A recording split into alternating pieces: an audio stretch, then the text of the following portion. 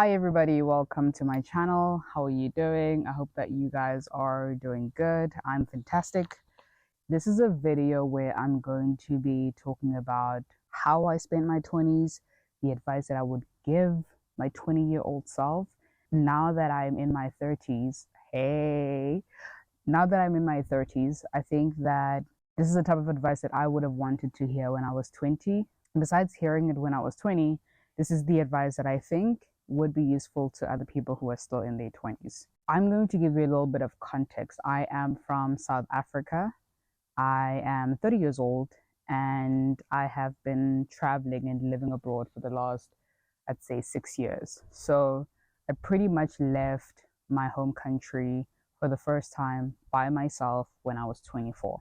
I want to divide this video into 4 segments. The first one is, and this is kind of how I like to look at my life in general when I'm planning for things, when I am setting goals and etc. The first thing is about living your best life. I think actually that's like the main theme, living your best life. For me, there are a few components that are important or were important to me in me living my best life when I reflect. One was play. The idea of travel, exploration, creativity, and the idea of healing my inner child. I didn't go into this chapter of traveling and exploring in a quest to heal my inner child. I was just really seeking answers. Who am I? Why am I here? Why are we all here? What is my purpose? And traveling, exploring really allowed me to be able to do that. And as a result of traveling, exploring, and figuring out who I am, I learned how to play as an adult, and thus I actually, without any intention at all, healed my inner child or managed to healed my inner child and managed to connect with my inner child.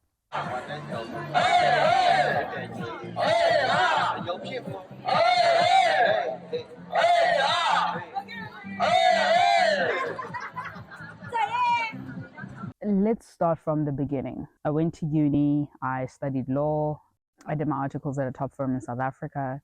And once I finished, I wanted to figure out my life, who I am.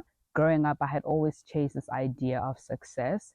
And once I got to a stage in my life where it seemed really attainable working at a top firm in South Africa, I felt empty. And that stemmed from a car crash that I had in my second year of articles where I almost died. I've done a video about this. I think I will link it somewhere. Just to give you a brief description, I left because I had that car crash. After the car crash, I felt really lost. I felt like I couldn't relate to the world. I was really, really grateful to be alive, but I didn't understand why. Because for me, my car was written off, it rolled. I surrendered in that accident. I was okay with dying. And so to wake up without a scratch, I didn't understand why I was alive. My mind was just so messed up. And so I tried to, continue practicing law and not allow these questions that I had about what life was to get to me. But the reality is that I've really had a lot of figuring out to do. You don't have to, I guess, go through an accident to reach a point where you want to figure out who you are. I'm pretty sure most people in their 20s, without going through any traumatic experience, wonder what their purpose is, wonder why they're alive, and wonder what is the meaning of life. So I remember that year I had always wanted to travel abroad by myself. I had always wanted to go backpacking. The idea of backpacking as a Black person, for me, I had not seen much of in South Africa. And so, I knew white people, colleagues who had gone backpacking, and they just seemed to really have a lot of fun. And a lot of people were brave to go by themselves. At this point, I had always been asking friends, do you want to go travel? Do you want to do this? But either our times just didn't align, or we just simply did not share the same interest of traveling and exploring the world. And so after that car crash, I don't even know, to be honest, how I booked the trip, but I found myself in my apartment with tickets. Somehow I had booked. I didn't budget. I I didn't do anything. I was just really desperate to figure out answers. And so I booked my first solo trip to Bali. First solo trip, I'm heading to Bali by myself. I'm so stoked. I don't know, I feel excited. I feel like it's going to be a liberating trip. So I really can't wait. Let's get it. I was so scared going. A lot of people had this perspective about who I was. I think I'm quite a friendly person, but most people, when they approach me, they tend to say, "Oh, you're actually really nice." And I'm always puzzled because I'm like, what did you think I was, you know? But apparently I have a really resting face. And so I was worried about that going abroad. I knew that I had this deep desire to connect with people, to meet people from like different countries, to so many people who had told me that I had this face that I just didn't think I was going to connect with anybody. And so on my way to Bali, to Indonesia, on the flight, I just remember being really, really scared and wishing the plane could like go back home. I had booked, I think, a week or two in Bali. Because of the fear that I had in the plane, I was like, what am I even doing here? How am I going to make 2 weeks? But I told myself that, look, this plane, I don't have a return flight for the next day. My return flight is in a couple of days. And so I need to just try to figure out how to be okay with being in a foreign place with not knowing anybody, not having any friends. Once I got to Bali, it's incredible. My intuition really kicked in immediately. I think even on the plane, my intuition kicked in immediately. I suddenly had this urge to survive and to take care of myself and to look out for myself. But also at the same time, I told myself that I would just make the most of it.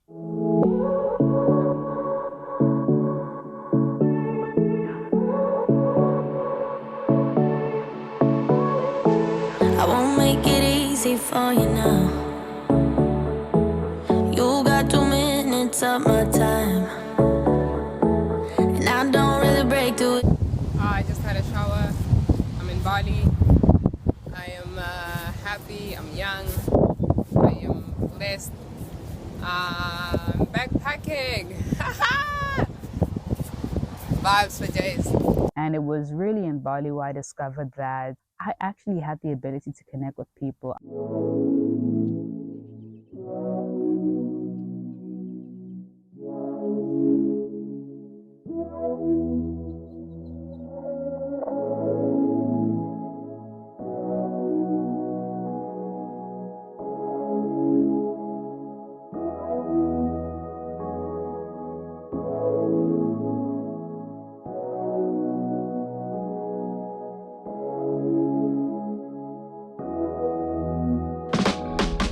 I had the ability to walk up to a stranger and just be like, hey, do you want to have coffee? Where are you from? I had the courage to do activities that I never thought I would do. Like I went river rafting for the first time in my life. Bali was a place that really just opened my eyes to new possibilities. I knew that there was this different life outside of the typical go be a lawyer, doctor, engineer, yada, yada, yada. I knew that there was a life that other people live outside that allowed them to gain this level of freedom, excitement about life, and allowed people who were adults to play. But I had never really seen it in real time, you know?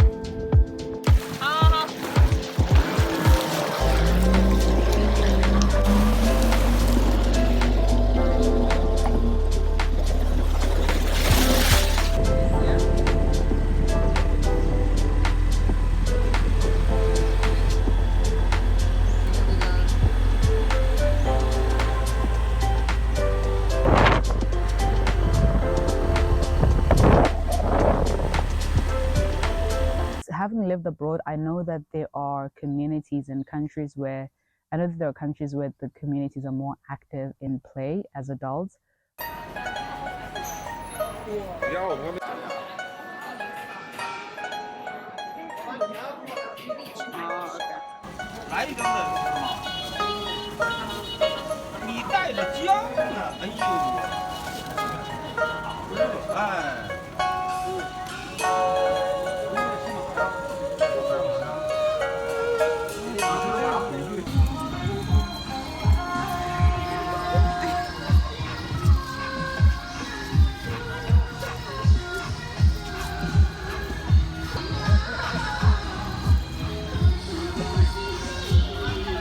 I discovered all these things in myself. I saw adults having fun. South Africa has this really strong perception of you need to be an adult, you need to work, you need to be this, that, and the third. And I felt trapped. I felt like I was in a box. Being an adult meant not having fun, not being a kid at heart, not playing. And I had these new feelings of like excitement, rush, fun, that it felt like a whole different world. And once I got back from Bali, I just wanted more of that. And so I went off to India to go travel.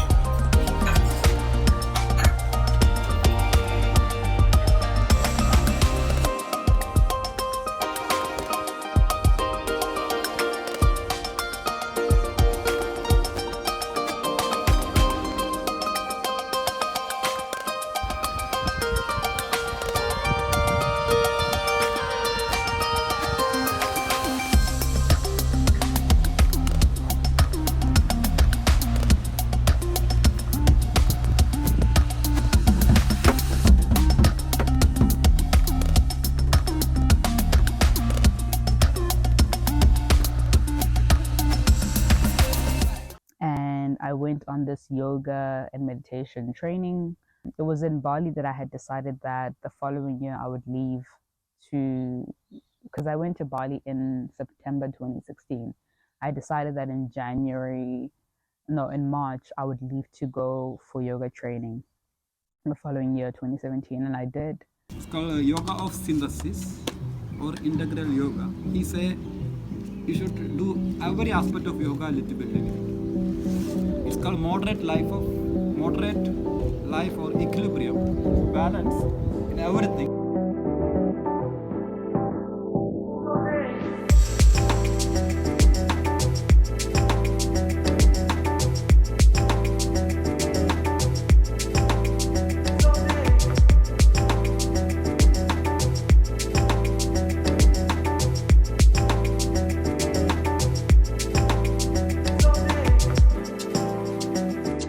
Learning about yoga, meditation has given me tools for life about how to manage stress, how to manage anxiety, how to manage depression, how to manage bad days. And I would attribute that toolkit to really just understanding the fundamentals of being still, being calm, and really trying to learn what it means to be whole. And this may sound contradictory because, in one aspect, I'm saying go figure out who you are, travel, live your life. And when I was traveling, living my life, there was an element of you're really carefree, you are partying up a storm, you're resting, you're drinking, you're meeting people from everywhere, making new friends and playing and doing all these activities, really discovering the side of me that's just really fun. And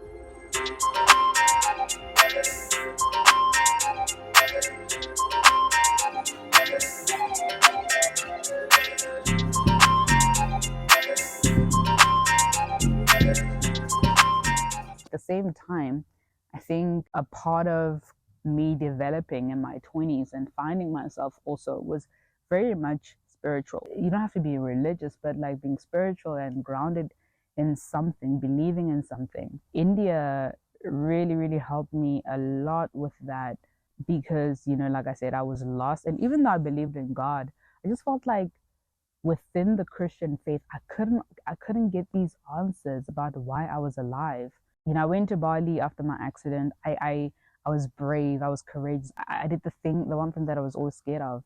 And going to India was like the next step of that because I just wanted to find the meaning for my life. And so I tried to do as many things that I was scared to do before the car crash to just live my life. One of the things that while I was reflecting after my car crash that I told myself I would do was try everything that was on my goal board because I still remember this being really a fundamental aha moment. The things that you're scared of in life, if you're scared of judgment, what people are going to say, the truth is that people can judge you all they want while you're alive.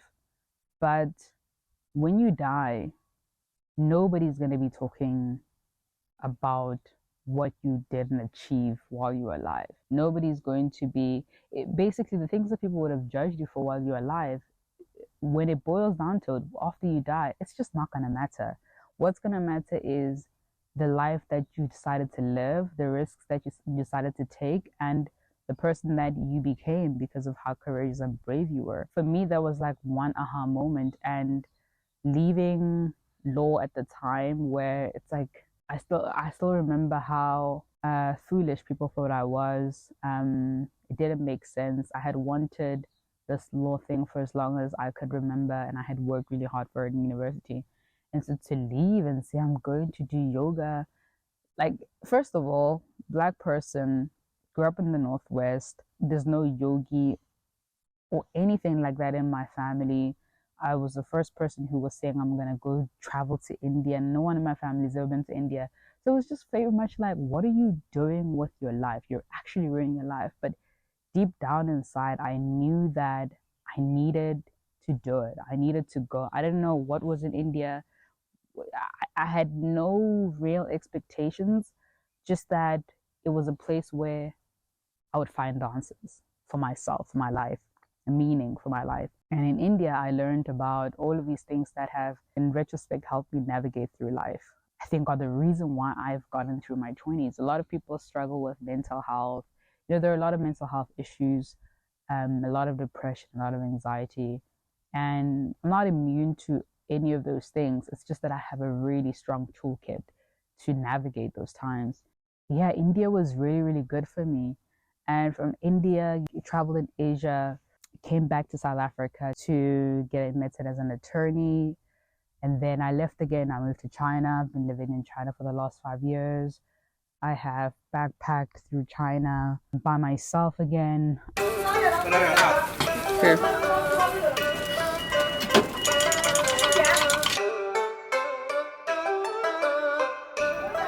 Sorry.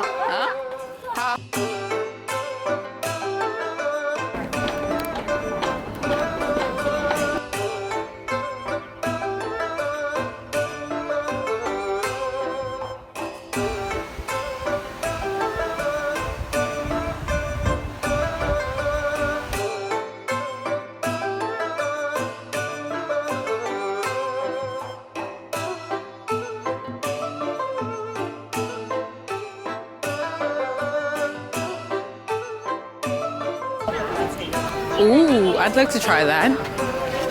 But it's Red velvet latte. 28.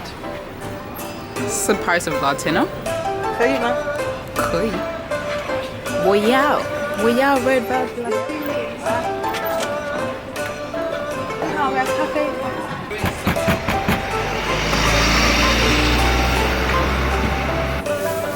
美女，这里有去车站吗？有的就是右拐，然后直走有一个酒店，酒店前头一个，我们这里面没有。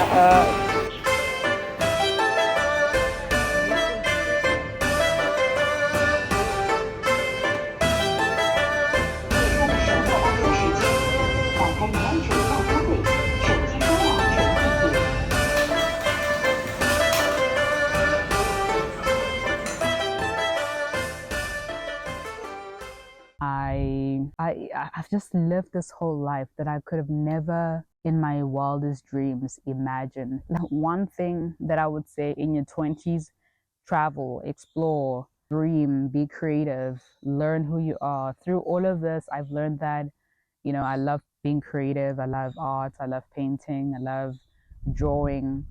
And with the drawing part, I knew because I would draw a lot when I was younger. But the painting part, I think I would have just never, I don't know if I would have learned that I actually love painting had I just not left my hometown or anything.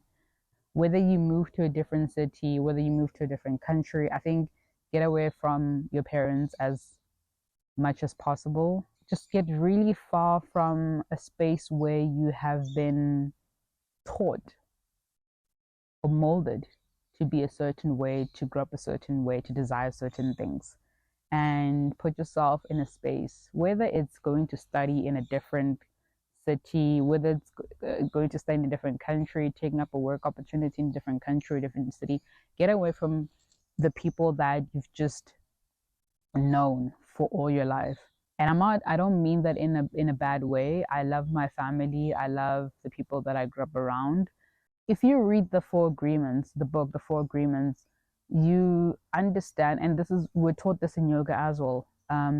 You understand that you are, I don't want to use the word domesticated, but you have essentially been raised to be a certain person, to be a certain way. And sometimes if you just stay in your hometown or your country, and you don't step outside of that, it takes you a lot longer to figure out who you actually are, like outside of what you've been raised to believe, what you've been raised to desire, what you've been raised to want. It takes some people a really long time to figure out who they are. And I think that's why some people end up having a midlife crisis when they're in their 40s or 50s, because, all your life you desire this, but there's always that voice that tells you, you want this. I think you figure out who you are a lot faster when you step away from that safe space. Travel, explore, get grounded in something. Whether you take up meditation, you take up yoga, whether you go to church, you go to a temple, it doesn't matter. Believe in something, get grounded in something so that spiritually you're at peace, you're aligned, you have an anchor within where you can go for stillness when the world seems a bit crazy and hard to handle or manage. One of the best advice I got from my parents also was saving.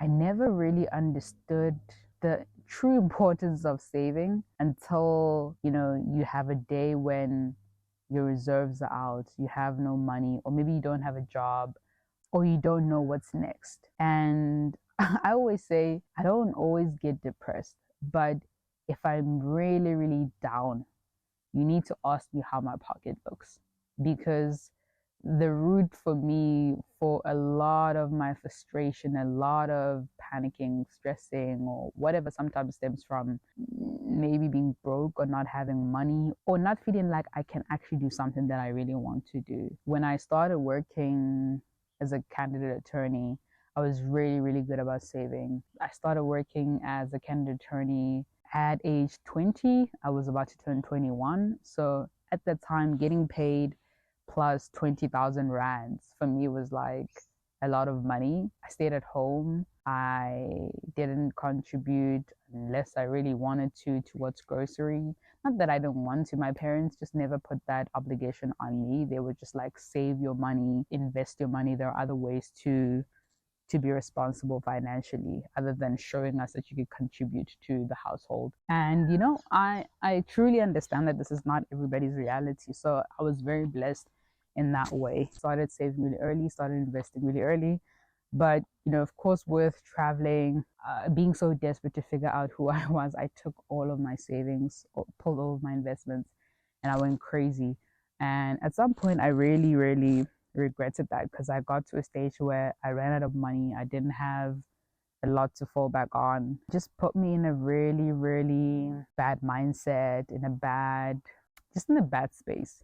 So I think when people tell you to save, really, really focus on that when you're in your 20s, and save your money. Save towards retirement, save for anything. You never, like, look at 2020, right? We could not have anticipated that would happen, and to a large degree there are still severe economic consequences because of that year. The world is feeling it right now. So I think it's like a short-term pain for a longer-term gain. You're always going to be good when things fall apart. So I think it's really, really important to just save, whether it's 10% or 20%. If you can manage to save 20% plus, do it. Career, whether it's, I don't know, career is such a stressful word for me, but I would say how you make your money, which I guess it's also connected to your finances. My biggest advice for career is that figure out something that you love early. If you don't figure out something that you love early, I think figure out what is the one thing, even if you don't know that you love, what is the one thing that could be connected to everything? I'm not being biased at all. For me, having studied law and then later found out that I was passionate about other things too, having studied law, I think it's like one of those things that really stand in the middle of a lot of careers that you could go into. I never think an LLB is a waste of time or money. And first of all, the world revolves around contracts. To be able to understand those basics in a world where you're constantly signing contracts, any job you're going to do in life, you're going to be signing contracts. It gives one a good foundation to understand a lot of things in life. You get taught how to interpret things in law. To be able to know how to interpret things is such a invaluable skill in life. Whether you end up going into the arts, if you're ever going to open your own business, it's going to be so helpful to be able to understand the fundamentals of law. So I would say, it doesn't have to be law. Look at the things that you enjoy, figure out whether you'd want to monetize those things or not. And if you do, if you're not ready to go into that particular career, think about something else that you could study that is going to help with whatever else that you're interested in or passionate about. Some things are just hobbies, and they should stay hobbies. I think a lot of times we figure out our passions and we know what we're passionate about and we want to make money out of our passions, but you don't always need to hustle. You could just have a job and have that be the main thing, and allow yourself to play and really just enjoy the things you're passionate about as hobbies. I think one of the things that I did early on was try to start a business without having the skills to start a business, and as a result, I made so many financial mistakes. I think in retrospect, the smart thing would have been maybe be in law for a little bit longer, because I really did enjoy it. And I still enjoy it today, but have that be a financial stable thing, save money from that, pursue hobbies on the side. When those hobbies become something that I can scale and really depend on, then do the switch. I think some things you just don't need to go through, like struggling financially because you are so passionate about this thing. In other respects, yeah, you should, but I think you have that option of you enjoy doing one thing, it's giving you financial stability. Maybe not drop it, especially if you enjoyed, to pursue something that you love when you don't have anything stable. Do both for a while until you can scale this and really live off it. The other last thing is relationships. Making solid friendships in my early 20s has been such a fundamental thing for me to actually make it through my 20s. When I was a teenager, I didn't always make the right decisions when it came to friendships. I guess I didn't know who I was or what I valued, but once I figured that out early on, first year of university, I was very clear about the type of friends that I wanted to have in my life, and I didn't make any compromises when it came to my values and the people that I surround myself with, to the point where, the people that I became friends with early on in university are still my friends today. And just being able to trust and rely and depend on people and know that they have your back no matter what, despite how you're changing. I could cry. Relationships in general, they can really make a difference in your life, for better or for worse. So I would just say, check out the people that you surround yourself with and make sure that you have the right people in your life. If it means that you have to go solo for a little bit, like when I was in China, I just was solo for a while before I became friends with people, because I really wanted to understand their character before I could open myself up. Beyond friendships, your relationships with your family members, your relationships with your colleagues or superiors at work, getting a mentor. Those things are really important because life works in such a way that you just never know how the chips are going to fall. And to have other people who have gone through life, who you can go back to, whether for reference letters, whether for advice, whether for just drinks, coffee, catch-ups, it's just really, really nice. But of course, when it comes to romantic relationships, like, date, make mistakes, have fun, explore, figure out who you are you attracted to, honor your truth, and also understand your values in those relationships. Set boundaries, honor your boundaries. Don't take disrespect, don't take misalignment. Romantic relationships, I think where I am today as a 30-year-old, I have no regrets. I have no regrets. I have experienced love. I have been heartbroken. I have been confused. I've been sad. I've been excited. Like I've really enjoyed my 20s. I kind of spent 20 to 24 working hard, setting myself up, making sure that I have a fallback plan and all of that. And I spent 6 years just learning who I am, learning how to play, experiencing love, experiencing dating different people in different cities, in a different country. I've made mistakes. Those 10 years were some of the best 10 years in my life. When people say enjoy your 20s, don't rush. It's really solid advice. From me to you, really, really enjoy your 20s. You're never going to get them back, but you can look back and say, those were the times. I hope this has done something for you. I hope this has inspired you to live your life, explore your life, and figure out who you are, because I can't imagine stepping into my 30s not knowing who I am. And I guess in a sense, I'm saying, allow yourselves to follow your bliss. You know what I always say, bliss is your intuition. And follow your bliss.